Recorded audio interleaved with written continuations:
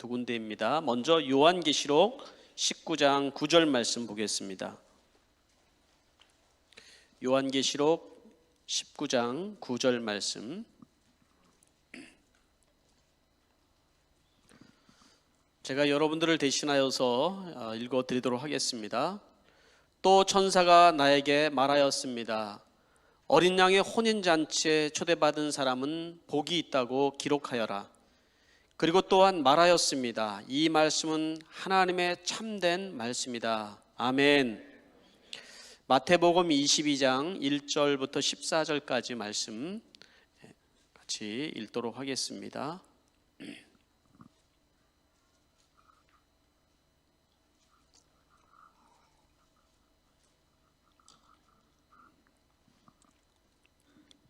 제가 읽겠습니다. 예수께서 다시 여러 가지 비유로 그들에게 말씀하셨다. 하늘나라는 자기 아들의 혼인잔치를 베푼 어떤 임금에게 비길 수 있다. 임금이 자기 종을 보내어 초대받은 사람들을 잔치에 불러오게 하였는데 그들은 오려고 하지 않았다. 그래서 다시 다른 종들을 보내어 이렇게 말하였다. 초대받은 사람에게로 가서 음식을 다 차리고 황소와 살찐 짐승을 잡아서 모든 준비를 마쳤으니 어서 잔치에 오시라고 하여라. 그런데 초대받은 사람은 그 말을 들은 척도 하지 않고 저마다 제 갈 곳으로 떠나갔다. 한 사람은 자기 밭으로 가고 한 사람은 장사로 갔다. 그리고 나머지 사람들은 그의 종들을 붙잡아서 모욕하고 죽였다. 임금은 노예에서 자기 군대를 보내서 그 살인자들을 죽이고 그들의 도시를 불살라버렸다. 그리고 자기 종들에게 말하였다. 혼인잔치는 준비되었는데 초대받은 사람들은 이것을 받을 만한 자격이 없다. 그러니 너희는 내 거리로 나가서 아무나 만나는 대로 잔치에 청해 오너라. 종들은 큰 길로 가서 악한 사람이나 선한 사람이나 만나는 대로 다 데려왔다. 그래서 혼인잔치 자리는 손님으로 가득 차게 되었다. 임금이 손님을 만나러 들어갔다가 거기에 혼인 예복을 입지 않은 사람이 한 명 있는 것을 보고 그에게 묻기를, 이 사람아, 그대는 혼인 예복을 입지 않았는데 어떻게 여기에 들어왔는가 하니 그는 아무 말도 하지 못하였다. 그때 임금이 종들에게 분부하였다. 이 사람이 손발을 묶어서 바깥 어두운 데로 내던져라. 거기서 슬피 울며 이를 갈 것이다.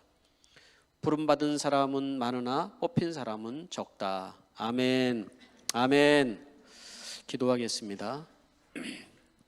할렐루야. 하나님 아버지, 은혜를 감사드립니다. 오늘도 우리에게 예배할 수 있는 이 자리를 허락하여 주시고 하나님 앞에 예배하는 축복을 누리게 하시니 감사드립니다.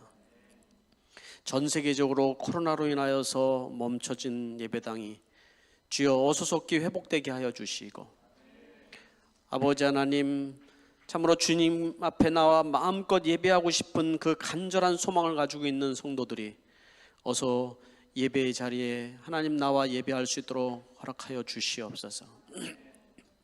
하나님 아버지, 이러한 기회를 하나님 정말로 예배하지 않는 그런 기회가 믿음이 퇴보되는 기회가 되지 않도록 도와주시옵소서.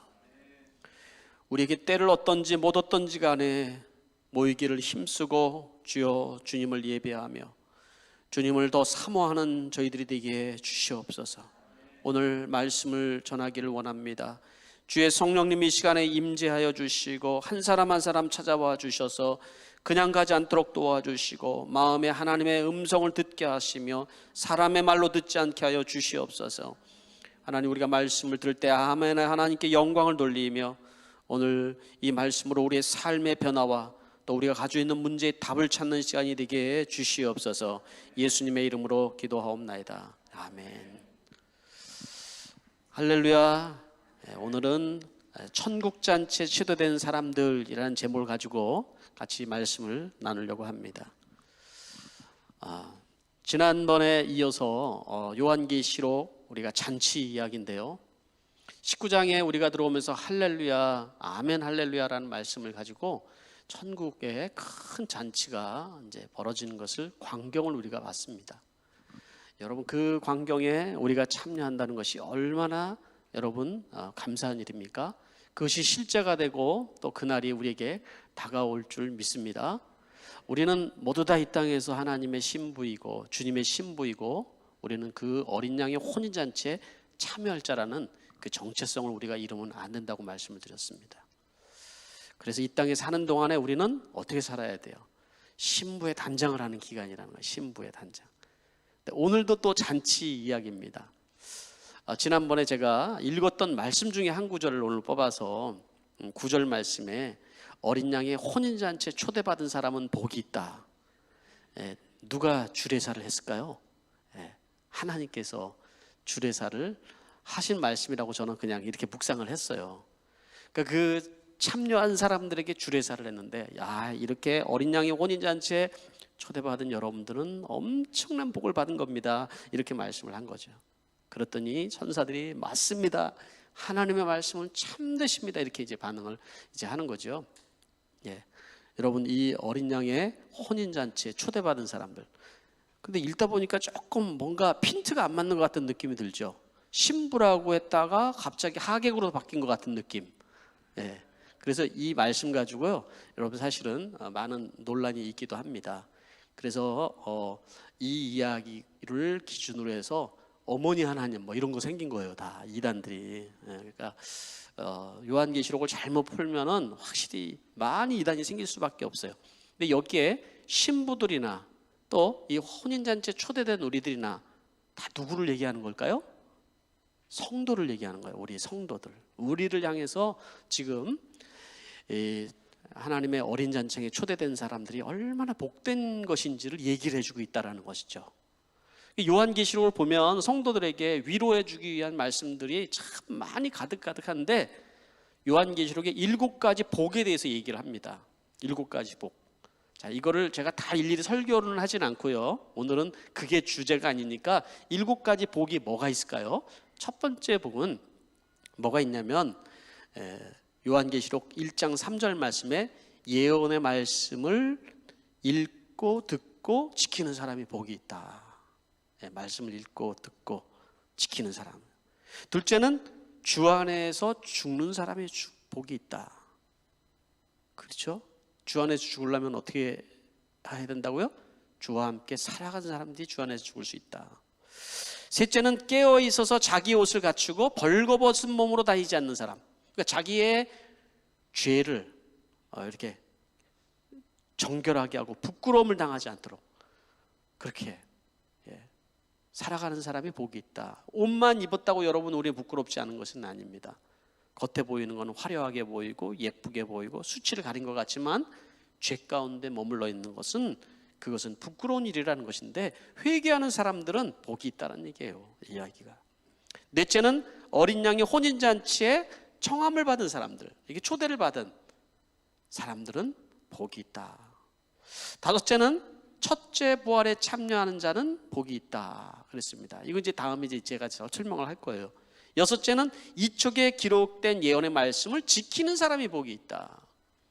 일곱째는 자기의 겉옷을 빠는 사람이 복이 있다. 이렇게 7가지 복 이야기가 성경에 나오고 있습니다. 요한계시록에. 그러니까 요한계시록은 복을 선언하는 책이기도 한 것이죠. 이게 얼마나 복되냐. 지금 상황은 얼마나 핍박이에요, 사실은. 그때 당시에 있는 사람들이. 그런데 여러분, 우리가 얼마나 복을 받은 사람인지 우리는 알아야 됩니다 하고 얘기를 하는 것이죠. 자, 이 천국 잔치에, 이 어린 양의 혼인 잔치에 초대받은 이 복받은 사람들, 이 이야기를 하면서 제가 오늘 마태복음에 있는 말씀을 같이 읽어드렸어요. 이 말씀은 예수님께서 공생애로 계실 때 이미 초청장과 같은 말씀이기 때문에 그렇게 얘기했어요. 누가복음에도 또 나옵니다. 누가복음 14장에도 나오죠. 초청장과 같은 말씀. 그래서 하나님 나라는 어떻다, 하나님 나라는 잔치 자리에 이렇게 초대하는 것과 같다라는 말씀을 이미 우리에게 해주셨는데, 예수님은 복음을 전할 때, 우리에게 복음을, 천국 복음을 전하실 때 우리가 잘 알아들을 수 있도록 잔치에 초대되는 것으로 얘기를 하셨어요. 그래서 죄인들, 사람들이 죄인이라고 손가락질하고 세리, 창녀들, 이런 사람들과 함께 먹고 마시는, 이거를 누가 바라보면서 안 좋게 생각했죠? 바리새인들은 안 좋게 생각했지만은 그러나 예수님에게는 바로 그들과 함께 식사를 하고 음식을 먹는다라는 것은 그들을 천국 자리에 초대하는 것이고 그들을 하나님의 자녀로 하나님의 가족으로 품어주는 것이고 구원을 선포하는 것이고 하나님의 은혜를 선포하는 자리이다. 예, 여러분, 그래서 이 목장도 마찬가지인 거예요. 여러분, 우리가 함께 먹고 마신다라는 것은 바로 그 하나님 나라의 천국 잔치, 그 잔치에 초대하는 것이다. 이런 우리가 적용을 우리가 할 수가 있는 것입니다. 자, 그러면 이 말씀, 제가 읽은 말씀 중에서 초대받은 사람들이 누군지를 한번 살펴보려고 합니다. 네 부류의 사람이 있는데 이 네 부류의 사람, 5부류로 이렇게 나눴는데 너무 많은 것 같아서 네 부류로 기준으로 삼았습니다. 하나님은 이미 우리에게 초청장을 보내고 계신 거예요. 모든 사람. 그러나 사람들이 하나님이 이렇게 잔치에 초대한 것을 깨닫지를 못하는 거예요. 알지를 못하는 거예요. 그래서 이제 첫째 부류부터 제가 이제 말씀을 드리는 거예요. 5절에 있는 말씀이었는데요. 잔치 참여를 거절한 사람들 이야기예요. 5절 말씀에 보니까 그런데 초대받은 사람들은 그 말을 든 척도 하지 않고 저마다 제 갈 곳으로 떠나갔다. 한 사람은 자기 밭으로 가고 한 사람은 장사로 갔다. 이렇게 얘기를 하고 있습니다. 잔치에 참여를 거절한 사람들, 왜 거절했을까요? 왜 잔치에 가는 걸 거절했을까요? 잔치가 눈에 보이지 않아서 그랬을까요? 여러 가지 이유가 있겠지만은 여기서 얘기하는 것은 그 뒤에 나오는 말씀이죠. 다 제 갈 길로 갔다라는 것이죠. 자기가 하고 싶은 일들, 자기가 해야 될 일들로 바빴다라는 거예요. 한 사람은 밭을 샀고, 한 사람은 소를 샀고, 나는 오늘 장사를 해야 되고, 나는 사업을 해야 되고, 너무 바쁘다는 거죠. 그 얘기를 해주고 있는 것이죠. 자기가 원하는 삶을 살아가는데, 또 자기가 자기 자신을 위해서 살아가는데 이 잔치 자리에 초청받아서 갈 만한 여유는 내가 가지고 있지 않다라는 얘기를 하는 것이죠. 그런데 임금은 무척 이 일에 화가 났다는 거예요. 무척 화가 나서 저들은 자격이 없다, 이제 자격을 박탈해버리는 것이죠. 이제 여기에서 얘기하는 나는 잔치 자리에 참여를 하지 않겠습니다 얘기하는 것은 불신자만을 얘기하지는 않는다라는 거예요. 이 말씀은 우리가 이 말씀을 잘 우리가 이해해야 되는데, 예수님께서 이미 초청장을 보내서 사람들은 관심을 가지지 않습니다 하고 이 말씀이 시작이 되었어요. 이 얘기는 그래서 하나님을 알고 그리고 또 초청을 받아서 이미 신앙을 아는 사람들에게 해준 말씀인 거예요. 그 얘기는 뭐냐면 신앙인이라도 언제나 우선순위가 자기에 있는 사람들에 대해서 얘기를 해주고 있다는 거죠. 우선순위가 바뀐 사람들을 여기서 지금 우리에게 말씀을 하고 있는데, 우선순위가 바뀌면 사람들은 흔들리는 인생을 살아간다는 거예요. 믿음의 기초를 든든하게 세울 수가 없다라는 거예요. 내가 원하는 것들을 위해서, 내가 즐거운 일들을 위해서, 나의 사업을 위해서, 나의 일들을 위해서 시간들을 보내면서 자기를 위해서는 살아가지만 하나님 나라를 위해서는 살아갈 수 없다라는 것을 얘기를 해주고 있는 거예요. 그런데 어떻게 보면 이 사람들은요, 축복받은 사람들이에요. 축복받은 사람들, 이 땅에 복음 받은 사람들이라는 거예요. 태어날 때부터. 왜요? 내가 사업을 할 수 있고, 내가 일을 할 수 있고, 소를 살 수 있고, 밭을 갈 수 있다는 것은 땅이 있다는 얘기고 재산이 있다는 얘기잖아요. 없는 것이 아니잖아요. 있는 것, 많은 것을 가진 사람들이 자기 스스로 생각해서 나는 축복받은 사람이고 성공한 사람이야, 그리고 사람들은 다 그렇게 이제 살아간다라는 것이죠. 그런데 바로 그것이 발목을 잡고 있다는 거죠. 이 사람들이 천국 잔치에 들어가기 위한 발목을 잡고 있다는 거죠. 막상 초대장이 왔을 때는 그들은 그것을 받아들일 만한 그런 여유가 없었다는 것입니다. 그래서 여러분, 송구영신 예배 때 우리가 나눴던 것처럼 올해 우리가 지경을 넓혀주십시오. 여러분, 어떤 지경이 넓혀지기를 원해 기도해야 된다고 했죠. 그래서 첫째, 우리가 하늘의 복이 우리에게 먼저 임해야 된다. 그리고 땅의 복이 임해야 된다라고 말씀을 드린 거예요. 우선순위가 뒤바뀌면 안 된다. 우선순위가 뒤바뀌면 이것이 도리어 저주가 될 수도 있다. 하나님을 떠나가는 계기가 될 수도 있다라는 거예요. 그래서 우리는 신앙생활 하면서 우리에게 자꾸 질문을 해봐야 돼요. 질문을. 하나님께서, 그 질문은 하나님께서 우리를 테스트하는 질문이기도 할 거예요. 어떤 질문에 되냐면 내가 많은 재산이 생겼어요. 환경이 좋아졌어요. 지위도 생기고 상황이 너무 좋아졌어요. 그때도 신실하게 여전히 똑같이 내가 주님을 섬기고 주님을 사랑하고 거기에 마음을 쏟을 수 있는가? 이런 질문을 해봐야 돼요. 또 반대 상황이 발생할 수 있잖아요. 반대 상황은 뭘까요? 내가 아주 쫄딱 망했어요. 거지처럼 살아가는 거예요. 정말 하나님은 나에게 왜 이럴까 하는 마음이 들 때가 있어요. 그때도 내가 신실하게 주님을 붙들 수 있는가? 하고 질문을 해봐야 돼요. 우리가 하나님의 초청에 우선순위를 두고 살아가는 사람들은 바로 언제든지 부르심에 예스하고 살아가는 사람들이라는 것을 얘기를 해주는 거예요. 우선순위가 그렇게 돼 있는 사람들이라는 것이죠. 두 번째 부류의 사람은 어떤 사람이냐면 초청하는 종을 핍박하는 사람들입니다. 초청하는 종. 6절 말씀을 제가 읽어보니까 그리고 나머지 사람들은 그의 종들을 붙잡아서 모욕하고 죽였다. 이렇게 얘기했어요. 모욕하고 죽였다. 누구를 얘기를 할까? 여기서 이제 초청을 했는데 종들을 핍박하고 죽였다라고 얘기하는 건 누굴 얘기할까요? 여기서 얘기한 예수님께서 이 비유를 들을 때 이 비유는 지금 유대인들을 향해서 지금 하고 있는 거예요. 그죠? 유대인들을 향해서. 그러니까 너희들은 특별한 초청장을 받은 사람들이다. 하나님의 특별한 초청을 받고 지금 이 잔치자리에 초대된 사람인데 그 사람들은 어떻게 했냐면 이 초청장을 보낸 사람들 죽였다라는 거예요. 초청장. 선지자를 핍박하고 죽이고 결국은 누구까지? 예수님까지. 선지자까지 보냈는데도 받아들이질 않으니까 바로 당신, 바로 전능하신 하나님이 육신을 입고 이 땅에 오셨음에도 불구하고 그들은 받아들이지 않았다라고 얘기를 하는 거죠. 그래서 7절, 8절 말씀에 보니까 이런 얘기를 하죠. 임금이 무척 화가 났다. 그래서 8절 말씀 보니까 자기 종들에게 말했는데 혼인잔치는 준비되는데 초대받은 사람들은 이것을 받을 만한 자격이 없다. 이렇게 해서 자격이 박탈됐다. 원래 이 사람들에게는 자격이 있는 사람들이고 이 사람들은 초대받은 사람들이고 이 사람들은 이 천국 이 어린 양의 혼인잔치의 명단 리스트에 적혀있는 VIP들인 거예요. 아주 놀라운 VIP들. 그런데 그 사람들이 그 기회를 박탈당했다는 거예요. 그러면 세 번째 부류 사람들은 어떠냐? 세 번째 부류의 사람은 이 잔치에 채워진 사람들이에요. 예, 잔치에 참여한 사람인데 제가 채워진 사람들이라고 표현을 했습니다. 9절 말씀, 10절 말씀에 이렇게 있죠. 그러니 너희는 내 거리로 가서 아무나 만나는 대로 잔치에 청해 오너라.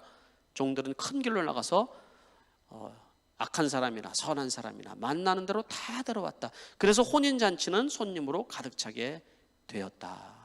하나님의 초청은 악한 사람이나 선한 사람이나 구분이 없는 거예요. 밖에 나가서 이 누가복음에는 여기에 이 초청된 사람들의 명단을 좀 더 구체적으로 얘기하고 있습니다. 어떤 사람이라고 얘기하냐면 다리를 저는 사람, 병든 사람들, 가난한 사람들. 세상 사람들이 봤을 때는 마치 저 사람은 이렇게 사람이 하나님이 복을 하나도 주지 않은 사람이네. 정말 저주받은 것 같은 사람을 삶을 살아가는 그런 사람들이에요. 눈 멀고 다리 절고 가난하고 그런 사람들이라는 거죠. 하나님은 저 사람들에게 은혜와 복을 주시지 않았구나. 누가 봐도 그럴 사람인데 그 사람들로 채워졌다라는 것을 얘기를 해주는 것이죠. 하나님은 빈자리를 바라보면서 야, 아직도 그 사람들 안 왔냐? 우리 목장 모임하면은 한절하게 막 기다리잖아요. 이렇게 분명히 내가 전화도 하고 또 올 거라고 얘기도 다 했는데 나중에 제가 좀 사업이 바빠서요. 제가 무슨 일이 있어서요. 다 이렇게 하면은 이제 속이 좀 상하지만 그래도 참잖아요. 그런데 잔칫날이 되었을 때 이 말씀이 예수님이 하시네. 잔칫날이 되었을 때 그날이 되었을 때는 이런 일은 없다. 이런 일은. 이 잔치자리를 채우기 위해서 어떻게 해서든지 빨리 지체하지 말고 누가복음 14장 22절에는 그렇게 표현하고 있어요. 빨리 지체하지 말고 가서 바로 이 잔치자리를 채워라. 너희들은. 그들은 자격이 박탈되었으니까. 그래서 나가서 채우는 거예요. 이제. 그래서 그 자리를 채웠는데 그 사람들이 다 대부분 다 눈 멀고 다리 절고 이런 사람들이라는 거예요. 세상 사람들이 관심 두지 않는. 복음이라는 게 전해졌을 때 누가 이 복음을 사실은 마음속에 받아들이기를 마음을 여냐면 바로 이런 사람들이에요. 내 할 일이 많고 내 지식이 많고 내 생각과 내 계획이 많은 사람들은 복음을 받아들일 수 있는 여유가 없는 거죠. 내가 가지고 있는 그런 내 철학이 있고 내 사고체제가 이미 굳어져 있는 사람들은 복음을 받아들일 수가 없어요. 그래서 우리 자녀들에게도 어렸을 때부터 여러분 세상 지식만 너무 넣어주려고 그러지 마세요. 자녀들에게 너무 세상에 성공만 집어넣지 말고 부모가 그렇게 살아가는 모습만 늘 보고 자라서 아이들이 그것만 보고 봐오도록 우리 하면 안 된다는 거죠. 어떻게 해야 돼요? 우리는 우리 자녀들에게도 하나님의 말씀으로 어떻게 살아가는지를 열심히 보여주는 거예요. 아, 이렇게 신앙생활이구나. 이걸 보고 자라다 보면 지금 잠시 방황할지라도 이 아이들은 틀림없이 하나님의 사람이 됩니다. 네? 그거 우리 믿어야 돼요. 이게 부모가 어떻게 살아가는지를 보고 이 자녀들은 사실 이 영적인 유산을 물려받는 거거든요. 그런 영적인 무산을 우리가 물려받을 수 있도록 기도해야 되는 거예요, 여러분. 그런데 여러분, 우리는 자녀들에게 어떤 생각을 하고 있습니까? 많이 벌어서 이 재산을 물려줘야 된다. 이런 생각을 우리가 가지고 살잖아요. 그죠? 내가 죽는 순간까지 이 재산을 다 가져갈 건 아닌데 내 자녀들에게 어떻게 하나라도 더 물려주고 더 잘 살도록 해주고 복받도록 해줘야겠다. 여러분, 이 땅의 복만 자꾸 생각을 하잖아요. 근데 여러분, 우리가 인생을 살아보면 알지만 자녀들이 많은 사람들은 그 재산 가지고 늘 싸우고 그 재산 때문에 늘 여러분 이것이 도리어 저주가 되는 경우들도 많이 있지 않습니까? 여러분, 우리 수정교회에 있는 우리 성도님들은 바로 이 다음 세대들을 세우는 데 있어서 먼저 내가 신앙에 여러분 모범을 잘 세워야 되겠다. 그런 여러분 믿음이 여러분들에게 있어야 될 줄 믿습니다. 이 잔치 자리에 기회가 주어져서 채워진 사람들, 그 사람들은 지금 당장 보기에는 정말 하나님이 전혀 축복하지 않은 사람처럼 보이지만 그거는 아니라는 거죠.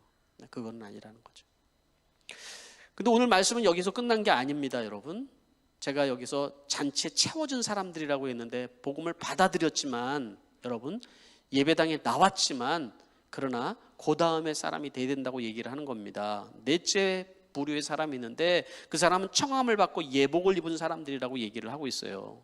예복을 입은 사람들. 12절 말씀 13절 말씀에 그렇게 얘기하죠.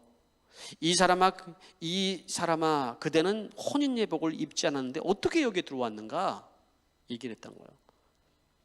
그러니까 여러분 이 초청의 자리에 밖에 나가서 이 잔치 자리를 채웠는데 청함을 받고 왔는데 보니까 옷을 입고 안 온 거예요. 예복을 입고 안 온 거예요. 그런데 여러분 이 말씀을 잘 읽다 보면은 궁금증이 생기죠. 아니 다리 저는 사람들 거지들이 무슨 예복이 있어 라고 생각할 수 있잖아요. 그렇잖아요. 그런 생각이 들죠. 근데 여러분 이 유대의 문화를 조금 알면은 금방 이게 해결이 되는 거예요. 부자가 잔치 자리를 배설하여서 많은 사람 초청할 때는요, 자기가 가지고 있는 이 그 초청장을 받고 예복을 입고 올 수 있는 사람들도 있고 그렇지 못한 사람들도 있잖아요. 그런 사람들을 위해서 주인은 예복을 예비합니다. 예복을. 주인이 예복을 예비하는 거예요. 이 잔치 자리에 참여할 수 있도록 예복을 입도록 하는 책임은 주인에게 있는 거예요. 그래서 종들은 그 참여하는 사람들에게 예복을 입혀주는 거예요. 이 얘기만은 뭐냐면 이 자리에 참여하는 사람들은 누구나 다 예복을 입고 참여를 해야 되는데 그 예복을 입기를 거절한 사람들이 있다라는 얘기를 하는 거죠. 그 얘기를. 그래서 여기서 이제 예수님께서 비유로 말씀을 하는데 22장 14절 말씀에 부름받은 사람은 많은데 뽑힌 사람은 적다. 이게 뭐 제비뽑기 같은 느낌으로 들려지는데 개역개정 성경은 이렇게 됐죠. 청함을 받은 사람은 많은데 택함 받은 사람은 적다. 이렇게 얘기를 한 거죠. 청함을 받은 사람들이 많다. 이게 잔치 자리에 참여하고 예배의 자리에 참여하고 그렇지만은 하나님의 택함 받은 자들이 적다라는 얘기예요. 예복을 입은 사람들이 적다. 이 얘기를 해주는 거예요. 왜 예복을 입지 않았을까요? 거기까지는 참여하지만은 그러나 내가 원하는 옷을 나는 입고 싶은 거예요. 신앙생활도 내가 원하는 방식대로 신앙생활을 하고 싶은 거죠. 내 사고 체제나 내가 살아가는 방식을 여러분 그대로 살고 싶은 거예요. 우리가 예전에 그 예화 중에 아주 재밌는 예화가 있었잖아요. 그 어린 아이가 이렇게 얘기하면서 했던 다 버려. 거지가 천국 잔치에 초대를 됐는데 뭐라고 그랬어요? 다 버려야 된다는 거. 다. 그동안 가지고 있던 숟갈, 깡통, 누더기 같은 옷 다 벗고 뭘? 이제 당신은 이제 왕의 잔치에 참여했으니까 왕이 예비했던 그 옷을 입고 들어와야 되는데 그게 중요하지 않다고 다 버려도 된다라는 거죠. 다 버려도 된다. 우리의 사고 체제가 여러분 그럴 수 있습니다. 내가 이제까지 가지고 있던 것, 내가 살아갔던 방식, 이 모든 것이 예수를 믿는데 때로는 걸림돌이 될 때가 많이 있거든요. 그런데 여러분, 하나님은 하나님 나라에 하나님의 방식대로 살기를 원하는 거예요. 하나님 나라에 들어왔으면 하나님의 가치관으로 우리가 살아가야 되는 거예요. 하나님 나라의 삶의 방식대로 우리가 따라가며 살아가야 되는 거예요. 그것이 여러분 은혜이고 복인데 나는 그 예복을 입기를 거절했다는 거예요. 여기서 얘기하는 그 예복이라는 것은 뭡니까 여러분? 주인이 왕이 입혀준 예복이잖아요. 바로 이 복음을 얘기하는 거예요. 예수 그리스도로 인하여서 우리에게 옷 입혀준 사건을 얘기하는 것이죠. 그것이 천국 가는 것이 내 방식대로 한다고 가는 것이 아니라 내가 원하는 열심히 선행을 하고 열심히 돌을 닦고 이렇게 해서 내가 가는 것이 아니다는 거죠. 천국은 바로 예수 그리스도가 옷 입혀준 그 옷을 입고 가는 거라는 거예요. 그게 복음인 거잖아요. 우리가 여러분 뭐가 어려워요? 거지잖아요. 우리는 거지라는 거예요. 여기서 얘기하는 거는. 그런데 바로 예수님께서 우리에게 옷 입혀준 그 옷을 입고 우리가 천국의 잔치에 들어간다라는 것을 얘기해 주는 것입니다. 얼마나 이것이 은혜이고 축복입니까? 네 옷은 네가 알아서 마련하고 와라고 얘기하면은 얼마나 스트레스입니까? 고등학교 졸업하면 이 나라에서도 다 예복을 마련하잖아요. 그 졸업 파티 한다고. 그러면 돈 없는 사람들은 어디 가서 뭘 입어야 되는지. 우리 애들 같은 경우도 이게 체구가 작으니까 이 호주 옷이 안 맞는 거예요. 그런 거 할 때 우리 딸 얘기 자꾸 하지 말라고 그랬는데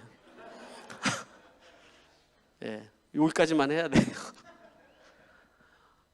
내가 이렇게 뭔가를 차려입고 가려고 그러면 안 된다라는 거. 내가 내 방식을 버려놔야 우리는 하나님 나라에 우리가 이 잔치자에 참여할 수 있다. 이 말씀을 우리에게 주고 있는 것입니다.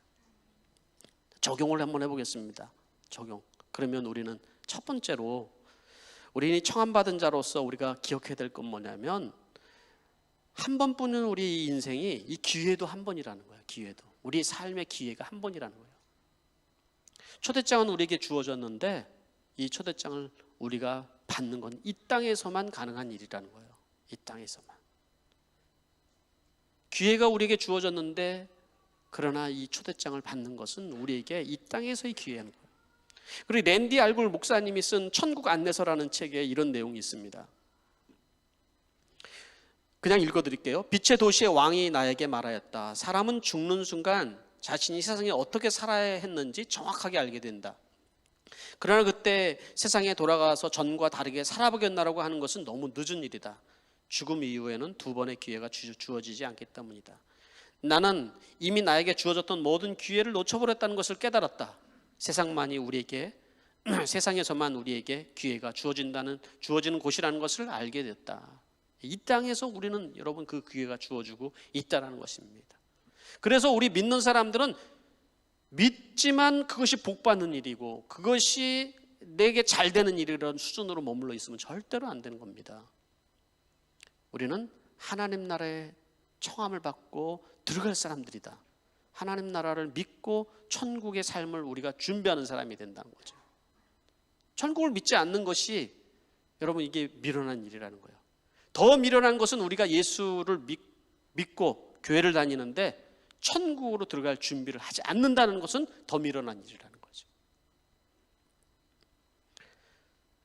그래서 이 땅에서는 우리가 청함을 받고 예복을 준비하는 그런 기간이 되어야 된다는 것입니다. 두 번째로는 인생의 우선순위를 우리가 정해야 된다는 것입니다. 하나님의 청함을 했지만은, 초청을 했지만은, 그러나 다 자기 일에 너무나도 바쁜 거예요. 우선순위가 다 자기의 삶에 있는 것입니다. 우선순위가 뒤바뀌면은 인생은 흔들릴 수밖에 없어요. 믿음을 세울 수가 없다라는 것을 얘기를 해주고 있는 것입니다. 그래서 여러분, 우리가 처음 예수 믿을 때도 우리는 믿음의 기초를 세우기 위해서 내가 무엇을 믿는지, 어떻게 신앙생활을 했는지를 잘 여러분 지키는 게 중요합니다. 처음 믿는 사람들은 잘 붙어 있는 게 중요해요. 저희 교회에 워킹홀리데이에 왔던 자매가 있습니다. 아주 오래된 얘기예요. 초창기에 청년들이 대부분 있었던 그때 당시에 한 자매가 왔는데 얼굴이 예쁘게 생겼어요. 키는 좀 작은데 형제들도 많이 관심을 가지고 있는 자매였는데 제가 보기에는 날라리예요. 그래서 제가 신앙생활을 제대로 할 수 있는가, 말도 아주 그냥 막 이렇게 재밌게 하는데 그래요. 그런데 제가 생각하는 것이 잘못됐다는 생각을 하게 되었어요. 이 생각이, 그건 뭐냐면 이 자매가 한국에 이제 돌아갔어요. 돌아갔는데 울산인가 어디에 살고 있어요. 저희 집사람은 경기도 이제 마송인데, 저는 저희 가면은 경기도 이렇게 가야 되니까, 집이 거기 있으니까 시골이거든요. 여기도 되게 시골이에요. 서울에서 거기 마송까지 가는 데만 1시간이 걸려야 돼요. 그런데 울산에서 찾아온 거예요. 거기를, 그 시골을. 호주에서 삶이 너무나도 그것이 너무 고마워가지고 이렇게 찾아왔어요. 그래서 아주 그냥 반갑게 이렇게 했는데 결혼을 해서 찾아왔어요. 우리 교회에 있던 청년하고. 그래서 참 복도 많다 하는 생각을 했어요. 근데 이 자매가 뭘 얘기를 했었냐면, 이 자매가 전에 그 얘기를 했어요. 자기는 할머니가 신앙생활을 참 잘하는데 할머니가 얘기해 주는 얘기에 자기는 충격이었던, 어렸을 때. 근데 그 말이 신앙생활을 하는데 매 주일이면 교회를 가야 된다라는 이 신앙의 기초를 잡는데 중요한 역할을 했다는 생각을 제가 하게 되었어요. 할머니가 뭐라고 그랬냐면 그 아이의 수준에 맞게 얘기해 준 거야. 얘야, 하나님 나라에 이렇게 천국에 가려면 이 계단이 있어. 이렇게 계단이 있는데 네가 주일날 한번 빠지잖아. 계단이 하나씩 빠지는 거야. 어? 계단이 하나씩 빠져서 너 이렇게 많이 빠지면 이게 못 올라가, 이게. 이렇게 얘기를 해주는데 이 아이는 천국은 알겠는데 내가 못 간다는 충격이, 거기에 계단이 빠지면 못 간다는. 그래서 청년이 됐는데도 그 신앙 수준을 유지하면서 삶은 조금 이렇게 자유롭게 살아도 교회는 꼭 가야 되는. 그런데 이제 또 좋은 청년을 만나서 신실하게 신앙생활을 하고 그런 이제 살아가는 것을 제가 봤습니다. 그래서 여러분, 우리가 신앙의 기초를 세울 때 처음 믿는 사람들은 잘 붙어 있어야 돼요. 이번 코로나가 터지면서 어떻게 보면은 많은 사람들이 믿음에서 떠나가고 정말 천국에 진짜 이게 그 계단은 없어요, 이렇게. 그런데 우리가 적용을 해보면 진짜 천국의 계단이 무너진 사람들이 너무 많다는 거죠. 천국의 계단이. 다니다 보면 뭐 꼭 코로나 교회까지 가야 되겠어 하다가 그래도 어떻게 믿음을 유지했는데 영상도 보기 싫어요. 다 싫어요, 이제. 이런 상황들이 지금 벌어지고 있는 거죠. 있죠. 저는 그런 생각을 하거든요. 하나님께서 여기에 청함을 받은 사람은 많이 있는데 택함 받은 사람이 적다. 이 코로나가 우리에게 뭘 얘기할까? 하나님이 택함 받은 사람들을 추리는 시간이 아닐까 하는 생각을 해보는 거예요. 추리는 시간. 역사를 보더라도 여러분, 언제든지 환난과 역경과 고난이 있을 때 이렇게 하나님의 택함 받은 사람들은 다 마치 키를 흔들면 안으로 모이듯이 더 믿음 안에 더 모여 있었거든요. 더. 그러나 쭉정이들은 다 날아갔다라는 거죠. 쭉정이들은. 그렇게 하나님께서 환난과 핍박을 통하여서 알곡을 모으시고 또 그 알곡을 천국 창고에 들이시는 기간이다라는 생각을 해봤어요. 이거는 주님이 오실 날이 다가왔다라는 생각을 하는 거죠. 그리고 우리 믿는 사람들은 더 각성하고 더 깨어서 기도하고 그런 기회로 우리가 삼아야 된다는 것입니다, 여러분. 마지막 세 번째는, 여러분, 그렇다면 우리가 천국 잔치에 들어갈 사람이라면 우리는 무엇을 위해서 살아야 될까요? 우리는 천국의 그 나라에 투자하며 살아야 된다는 거죠. 예수님께서도 천국에 대한 비유들을 참 많이 하시면서 천국은 마치 땅에 감춘 보화와 같다. 이것을 발견한 사람들은 자기 있는 것을 다 팔아서 그것을 투자해서 산다. 이런 얘기를 해주시고 있지 않습니까? 요새는 투자가 여러분 키워드예요. 요새 보니까. 예? 그래서 어떻게 해서든지 이 기회를 잡아야 된다는 이 투자를 잘해야 되죠. 우리가 이 땅에 살아가면서 투자를 잘해야죠. 이 땅에서도 우리는 정말 열심히 정말 살아가면서 크리스찬이라고 다 찌질하게 사는 것이 아니라 정말 지혜롭고 현명하게 살아가면서 좋은 투자를 해야 되겠죠. 그렇죠? 맞는 얘기예요. 그러나 여러분, 이 땅의 투자만을 위해서 살아가다가 하나님 나라에 투자하는 것을 잊어버리고 살면 안 된다라고 말씀해 주는 거죠. 하나님 나라에 투자해야 할 것들을. 저는 몇 년 전에 여러분들도 봤을 거예요. 그죠? 한국에 뭐라고 그러죠? 투자은행 같은 데 되잖아요. 투자은행들이 망해서 갑자기 은행이 망한 거예요. 투자은행들이. 증권 투자은행 이런 것들이 망해가지고 그 어마어마한 돈들이 다 사라졌으니까 거기다가 평생을 투자하고 거기다가 평생을 마음을 놓았던 사람들이 막 죽으려고 그러고 어떻게 할 줄 모르니까 땅을 치면서 우는 장면들이 TV에 나왔던 것들 여러분 기억하지 않습니까, 여러분? 그죠? 그게 여러분 세상이라는 거예요. 우리가 세상에 투자하는 것들은 여러분 다 이렇게 좀이 쓸고 도덕이 있고 이렇다라는 것이요. 그래서 이 땅에 영원하지 않는 것에 투자를 하기 위해서 온 마음을 쓰고 그렇게 살아가는 것은 근심과 걱정뿐이다. 이런 말씀을 해주고 있는 거죠. 저희 집에 안희숙 사모님이 쓴 죽으면 죽으리라는 책이 있습니다.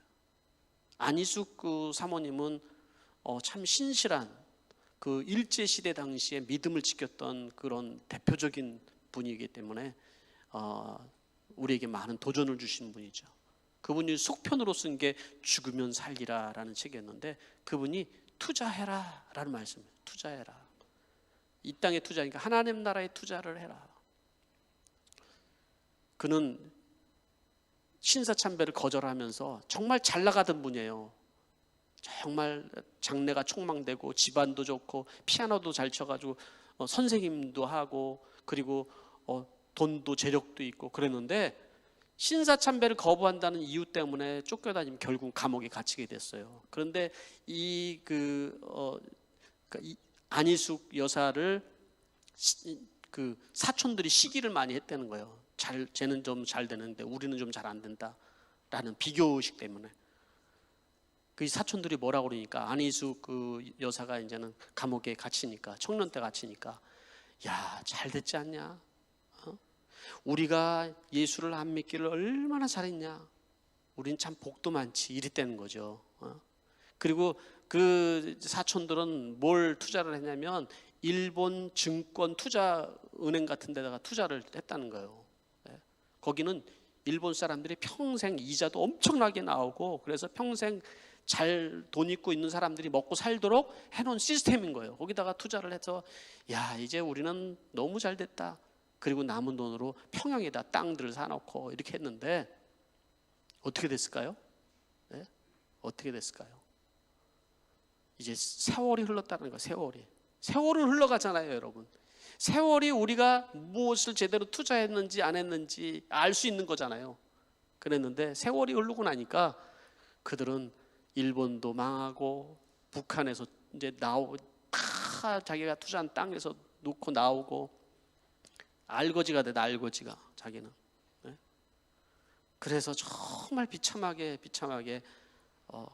그렇게 살아가는 모습을 얘기를 해준 거예요. 이렇게 얘기를 하시면서 그분들이 비참한 거 그걸 이제 강조하는 거예요. 우리가 뭘 투자하면서 살아야 되는지를 그분이 얘기하는 거예요. 그분이 그 얘기를 들으면서 그분이 그런 얘기를 했어요. 우리는 잠시 이렇게 호텔방에 머물렀다가 지나가는 사람들입니다. 어떤 사람은 여인 숙박에서 머물다 갈 수도 있고, 어떤 사람은 좋은 호텔방에서 머물다 갈 수도 있고, 그렇지만 우리는 다 머물다가 할 사람인데 우리가 제대로 투자를 해야죠. 이런 얘기를 했습니다. 우리는 하나님 나라에 우리가 초대받은 사람들이라는 거죠. 우리의 본향이 어디 있는지를 우리가 알고 살아간다는 것이 참으로 복된 일이고, 여러분 이 땅에 살면서 우리는 주님께서 우리에게 하라고 하신 그 사명을 위해서 살아갈 때 여러분 우리는 하나님 나라에 투자하는 거예요. 예? 거기에 마음을 두고 그렇게 살아갈 때 여러분 하나님께서 우리가 천국에 들어갔을 때 그것을 하나님 나라에 우리가 적금 통장에 투자한 것들로는 엄청난 은혜와 복을 우리가 경험할 수 있는 복이 되겠죠. 그렇죠? 네. 말씀을 맺도록 하겠습니다. 오늘 우리 말씀을 통하여서 다시 한번 우리는 얼마나 복된 사람인지를 발견할 수 있게 되기를 바라고, 우리가 우선순위와 정말 한 번뿐인 인생 하나님 나라를 위해서 살아가는 여러분이 되시길 바랍니다. 기도하겠습니다. 결단과 헌신의 시간, 우리가 첫 번째로는 나는 청함을 받고 어떤 반응을 보이는 사람인지 한번 우리가 생각해 봐야 됩니다. 또 청함을 받고 잔치자리에 참여는 했지만 예복은 입었는지 생각을 해봐야 됩니다. 나의 삶의 우선순위는 무엇을 위해서 살아가고 있는지도 우리가 생각하면서 하나님 앞에 기도해야 됩니다. 한 번뿐인 인생, 한 번의 기회가 주어졌는데 무엇을 위해서 투자하며 살겠습니까, 여러분? 이 시간에 우리가 주님께서 나에게 하시는 그 음성을 들으며 기도할 수 있게 되길 바랍니다. 그리고 순종하며 결단하는 여러분 되시길 바랍니다. 기도하겠습니다.